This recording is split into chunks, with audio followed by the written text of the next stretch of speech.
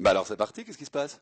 Qu'est-ce qui se passe? On est au AB à Bruxelles et je dois faire un concert ce soir, Hmm. 75 minutes. Alors quand même, c'est pas dans une belle salle, alors c'est un truc sérieux. Et je suis ravi de le faire. Au même temps, je dois dire que je suis en plein studio en train de faire mon album. Je suis pas en tournée et les cordes vocales quand même, c'est un truc athlétique. Alors je suis pas complètement sûr de ce qui va se passer vocalement ce soir.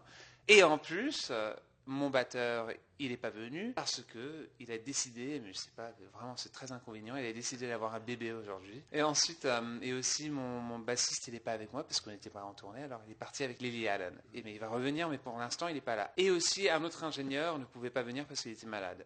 Ah bah c'est l'équipe B quoi. C'est non, mais c'est pas l'équipe B. C'est en fait, j'ai remplacé toute l'équipe avec des gens encore mieux.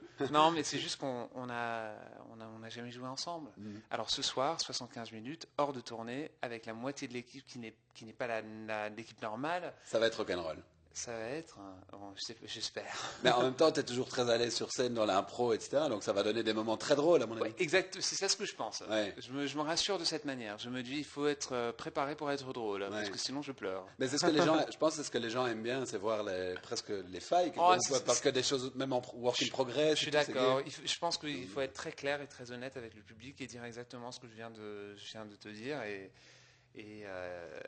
comme ça met un peu une atmosphère assez unique. Parce que Ouais. comme ça, on sait qu'on va voir quelque chose et on va voir des fautes et des improvisations Qu'on verrait pas quand qu'on tu n'a es pas dans vu une encore. Ouais, grande salle comme dans le Sport Palace, tu peux pas te permettre de le faire ça. sport balance ou les ardentes ou des trucs comme ça, on peut pas se lancer dans l'improv pour 75 minutes.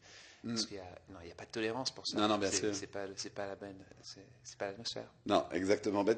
T'as parlé de ton nouvel album, je suis désolé, mais il va bien falloir quand même nous en Non, dire un mot. Il non, était je suis, reporté, on je suis l'attendait. ravi je suis ravi de parler de l'album maintenant, simplement parce que je sais que au moins il y a la moitié que j'adore. Ouais. Alors- C'est en anglais ou c'est en français? non, mais l'album est en anglais. Je sais pas, il Ouais. y avait ce rumeur qui a sorti qui disait que j'allais faire un album en français et ça allait sortir avant Noël. Ouais. C'était les vœux de la maison disque en France, mais Ah. c'était pas du tout ce qui allait se passer. Donc qu'est-ce qui va vraiment se passer avec Alors, il y cet a un album? album qui sort, il y a quelques titres en français, mais c'est un bon album principalement en anglais, et ça sort l'année prochaine. Au début de l'année prochaine, vous allez voir. Et Boum Boum Boum sera dessus. Boum Boum Boum sera dessus, et aussi il y aura des autres chansons. Et des autres chansons, enfin, il y en a deux, j'en suis sûr, qui vont encore plus, qui vont aller, qui sont en français. Et les autres, c'est des chansons que j'ai écrites maintenant. J'ai écrit cet album au piano. Mhm. Beaucoup de cet album, j'ai écrit au piano et j'ai enregistré les chansons dans la même salle, dans le salon, là où j'ai loué une maison. J'ai loué une maison, j'ai mis un piano, j'ai acheté un ordinateur et on a écrit, on a enregistré. Alors c'est très très très pur. Et ça se ressent, ça s'entend que c'était écrit d'une manière très claire. Et donc la production elle est très épurée. Donc on va être dans quelque chose, un univers tout à fait différent, peut-être pas un peu moins pop, Non, mais c'est très pop. En fait, le dernier album que j'ai complètement écrit au piano, c'était mon premier. Et là, dans le premier album, je dois dire que quand on écoutait les chansons, on pouvait entendre absolument tous les ingrédients. Mhm. C'était très clair. Et c'est un peu ça, parce que j'ai vraiment ce sentiment-là. Quand j'ai écrit mon premier album, je me suis dit, je veux écrire une sorte d'opéra qui est presque même une sorte de comédie musicale qui parle de ma vie à 19 ans, 20 ans. Là, je me suis dit, pourquoi pas faire la même chose, mais pour quelqu'un qui a 31 ans, dans mes trentaines. C'est ça, et ça, c'est l'objectif de cet album. C'est très pop, c'est très mélodique, mais les paroles sont très dures et très drôles, mais avec bien sûr beaucoup de mélodie et joie, alors ça devient digestible. C'est un Mhm. peu la manière que je fais les trucs. Alors, bon, on le sait, Boum Boum Boum, tu l'as fait avec Dorian. Ouais. La façon dont la chanson est née, c'est très très drôle. Vous l'avez écrite dans un bar, enfin Ouais. dans un resto, en étant un peu, en faisant la fête, on va dire. Ah non, on Euh, n'était pas vraiment, on n'était pas en train on faisait pas du tout la fête. C'était l'inverse. On était en train de manger dans un restaurant bourgeois et on était épuisés, on était de mauvaise humeur. Ah oui, Et tout d'un d'accord. coup, il y avait cette drôle d'histoire. Il y avait ce Ah, mec qui se d'accord. changeait dans la fenêtre. Je dis, ah, c'est Boum Boum et un spectacle. C'est Boum Boum, dîner spectacle. Alors on a commencé à écrire la chanson sur la nappe. Et alors, qui y aura d'autre? Il y a Dorian, donc, sur l'album, tu as déjà des idées de gens avec qui tu veux collaborer? Sur Origin of Love, il y avait Pharrell Williams, par exemple. Ouais, mais Est-ce que... Dorian et moi, on est juste, on écrit ensemble, mais c'est pas vraiment une sorte de Non, collaboration. C'est juste que pour les c'est textes. c'est comme ça qu'on écrit, ouais. D'accord. Mais non, il n'y a pas de featuring, pas du D'accord. tout sur cet album. Et je dois dire aussi que mon ambition, c'est qu'il y a seulement 10 chansons. Et peut-être on va finir sur 11, mais ça c'est mon ambition.